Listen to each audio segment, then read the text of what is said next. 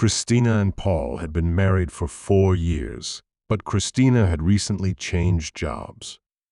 At her previous job, she had no opportunities for professional growth, and her salary was often delayed. However, her new job was much better in terms of working conditions and offered good prospects. At first, Paul was happy for his wife because she refused to give up her old job even though she liked the team where she worked. She also made many friends at her new job. Unfortunately, Paul's joy did not last long. A month after starting work, Christina began to stay late at work. At first, it was only half an hour, then an hour, and eventually 2 hours. At first, Paul picked her up after work, but after several delays of 30 to 40 minutes, Christina insisted on getting home on her own. Concerned about the extended workday, Paul asked her if she was being compensated for those overtime hours. Christina replied that it was normal practice for newcomers at their company to gain the trust of management. She mentioned that the company uses different programs, and it takes more time than expected to complete tasks. Therefore, she had no choice but to work late hours since she was the only new employee. No one bothered her after work, and she could safely finish her tasks alone. Despite his misgivings, Paul reluctantly agreed to the delays. He realized that it was important for Christina to demonstrate her commitment to her job and her desire for long-term employment. He wanted to help her settle into her new workplace and prove herself. From time to time, he would check on his wife to make sure she wasn't overworking herself. One evening, he decided to call her, but she didn't answer for a long time. Concerned, he assumed that she might have gone somewhere far away or was busy doing something else and ended the call. After about 10 minutes, he tried calling her again, and this time she answered, sounding quite chipper. "Honey, you're running late at work. When will you be home?" he asked. "Oh, I'm still at work. Patrick and I have one last thing to finish up." "I'll be home soon," she replied. As Christina was about to hang up, there was a strange sound in the background that sounded like an alarm clock or notification. Paul noticed it but didn't pay much attention. Over the course of the week, he periodically heard similar sounds during their conversations, assuming they were computer notifications. One day after work, Paul arranged to meet with his old university friend Patrick. They agreed to meet at the mall as his friend needed to pick up something from there and then grab a bite to eat. When Paul arrived, he noticed Patrick coming out of the appliance repair department looking extremely pleased. They exchanged greetings, and Patrick exclaimed, "I finally got my smartwatch back.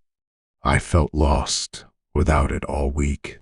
He continued to sort out his gadget, showing it to Paul. While they were sitting in the cafe, Paul suddenly heard the familiar beeping again, which made him turn around to look for its source. "Yes, it's my watch," Patrick reassured him. "Don't be intimidated by it. You can also use it to set an alarm as a reminder." He turned off the sound, and Paul finally realized the source of the strange noise in the background. It was puzzling because Christina had no such gadget, and she said she was the only new employee in the office. However, now Paul could not get rid of the feeling that his wife was hiding something from him. The next day, Paul decided to visit his wife's workplace to get a feel for the atmosphere and the people she works with. Under a plausible pretext, he took a day off and went to her office. As he approached her desk and they began to converse, Paul suddenly signaled to the woman to be quiet. The squeak returned. Intrigued, Paul turned in the direction of the sound and noticed a man at several desks. The man glanced carelessly at the screen of his smartwatch and then turned it off. Their gazes met, and Paul recognized him. After carefully studying the stranger's face, Paul realized he had seen him before. It was the first day Paul had picked his wife up from work. As his wife was getting into the car, the man came out of the business center for a smoke. When Paul asked Christina about the man, she brushed him off, suggesting that it was probably someone from a neighboring office. She then quickly dispelled the suspicion that she was alone in the room, and Paul never doubted his wife for a second. She had always been truthful, and suddenly it turned out that this person was actually a coworker. They were socializing with other people near the refrigerator, joking and laughing. Feeling challenged, one of Christina's coworkers approached Paul and teasingly asked, "New girl's husband, huh?" Laughing, he added, "Lucky you." Another coworker joined in the banter, making a suggestive remark that drew Paul's eye. As the tension mounted, the colleague provocatively mentioned that he would stay late to show Christina a new program, causing her to blush and look away. An angry Paul quickly got into a fight with the man, leading to a physical brawl. Co-workers intervened in the chaos to break up the fight and escort Paul out of the office. Despite the bruises, Paul chose to end the scandal. Christina, flustered and embarrassed, followed her husband outside as he walked to his car. She was overcome with worry as she looked at the wounds on Paul's face. She reached out to touch him, but he yanked her hands away with force. "Don't you dare," he growled.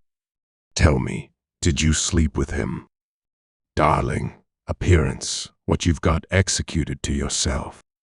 "Just admit it," her husband insisted, unwilling to backtrack. Tears got here to Christina's eyes as she realized her secret turned into approximately to be found out. She nodded slightly, overlaying her face with her fingers. "How should you?" her husband whispered, sadness audible in his voice. "What did you believe you studied became going to appear?" "Please forgive me," she sobbed.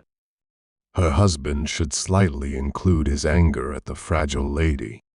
He rushed to the car and drove home, figuring Christina could have sufficient feel not to comply with him, lower back to the condominium. However, to his wonder, she showed up on his doorstep, begging for forgiveness. She supplied various answers: give up her job, begin a own family, cope with him, and repair their as soon as robust bond. Paul discovered her pleas absurd and coldly ordered her to present her luggage and go away. The next day, he filed for divorce. Christina took safe haven with her single sister, not waiting for to hold her relationship together with her former lover. All she desired turned into to overlook about the painful ordeal and hold her paintings in peace. She failed to recognize that this coworker had a reputation for having similar affairs with each new lady worker he notioned wouldn't live with the organization for long. As Christina's issues consumed her, she commenced to make an increasing number of mistakes at paintings.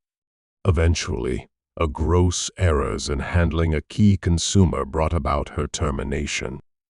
A second of short-sightedness and a co-employee's ego brought about the destruction of another circle of relatives. Every day, human beings are surrounded through a massive, wide variety of temptations. But the preference they make among family and short-term satisfaction in the long run determines their destiny future.